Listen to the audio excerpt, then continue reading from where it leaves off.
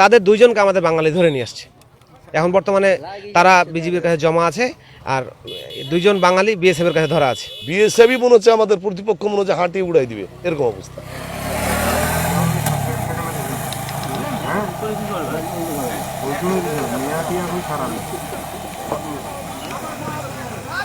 Record চলতেছে ভাই,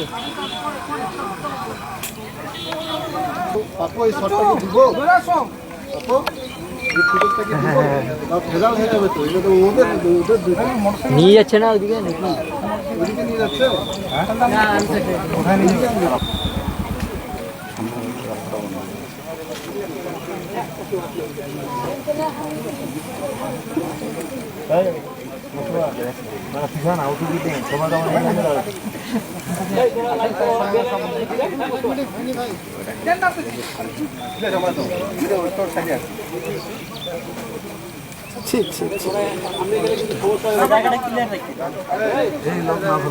রাস্তাটা ছেড়ে দেন তো। স্টার্ট দিছে ভাই, আপনি ওই পাশে ওইখানে থাকেন, আপনি খালি ওই পাশে সরে যান। হ্যাঁ ঠিক আছে, একটা আসতেছি ছেড়ে তো শুনুন ভাই, রাস্তা ক্লিয়ার করুন।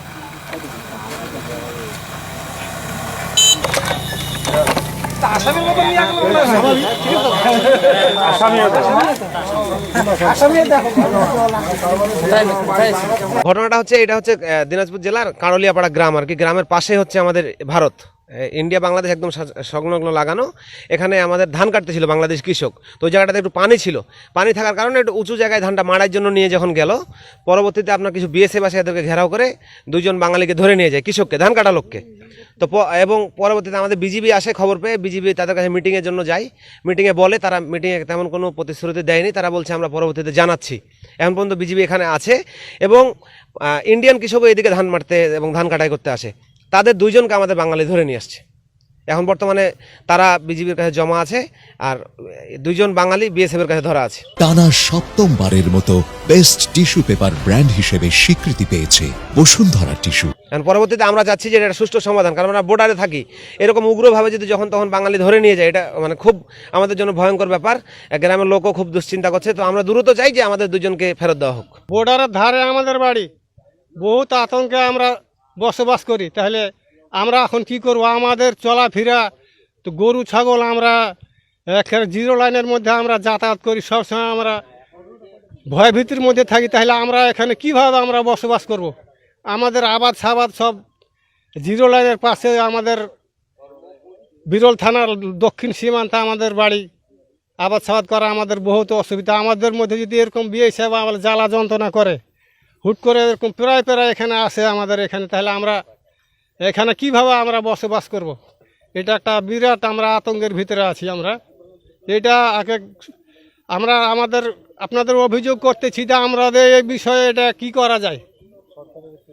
সরকারের একটু আমাদের এই বিষয়ে একটু পদক্ষেপ নেওয়ার দরকার। অনুরোধ লাগে, এই ব্যবস্থাটা উপর থেকে করা দরকার, আমাদের যেন নিরাপত্তা থাকে, এটা আমরা চাই। যে এই পরিস্থিতি বিরাজ করছে, এই পরিস্থিতির মধ্যে আমরা অনেক ভয়ভীতির মধ্যেই আছি।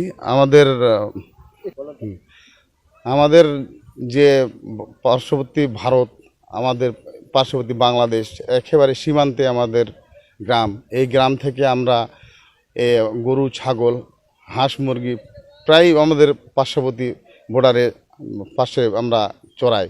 এইভাবে যদি আমাদেরকে ধান মাড়াই করতে যেয়ে যদি তারা ভারত বিএসএফ যদি ধরে নিয়ে যায়, তাহলে তো আমরা আতঙ্কের মধ্যে আছি। এই ধরনের কাজ যদি বিএসএফ করে, তাহলে তো আমরা অত্যাধিক ভয়ভীতির মধ্যে থাকব এবং ভয়ভীতি পাচ্ছি। হ্যাঁ, এইটা করা উচিত না। সরকারকে বিষয়টি একটু দেখার মতো অনুরোধ করতেছি। আচ্ছা, হ্যাঁ, সরকারকে এইটা দেখার জন্য অনুরোধ করতেছি, তাদের জন্য এই ধরনের কাজ না করে। আজকে সকালে মানে কাজের ছেলে দুইজন, একজনের ধান কাটতে গেছে, কিন্তু ওই ধান বাড়িতে আছে পানি। ওই পানিটা থেকে ধানটা একটু উপরে উঠে মারতেছিল, মানে পিটাই করতেছিল, ঠিক আছে কিনা। সেই মুহূর্তে ভুট করে পিছন থেকে এসে বিএসএফ এসে ওদেরকে উঠে নিয়ে চলে গেছে, উঠে দুইজনকে দুইজনকে উঠে নিয়ে গেছে, একজনের নাম হচ্ছে সাইদুর আর একজনের নাম হচ্ছে এনামুল। পরবর্তীতে জনতা ক্ষিপ্ত হইয়া আবার ভারতীয় দুজনকে আটকাছে, একজনের নাম অবিনাশ আর একজনের নাম হচ্ছে ক্ষিতীশ।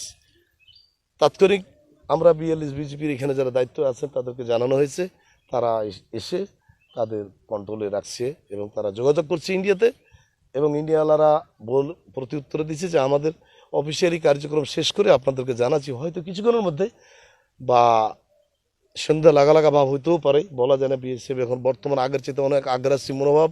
আগেও তো আমরা দেখেছি, এখানে আমাদের জন্ম বাড়ি ঘর দেখেছি। এই শেখ হাসিনা চলে যাওয়ার পর থেকে 5 তারিখের পর থেকে বিএসএফই মনে হচ্ছে আমাদের প্রতিপক্ষ মনে হচ্ছে হাঁটিয়ে উড়াই দিবে, এরকম অবস্থা বিএসএফের যে আচার আচরণ। ওরা আন্তর্জাতিক আইন অনুযায়ী 150 মিটার বাদ দিয়া বেড়া করছে, তার মধ্যে এই আমাদের কিছু জায়গা ওইদিকে ঢুকে গেছে, নোনা নদীর পিছনে কিছু ভাঙা হয়েছিল।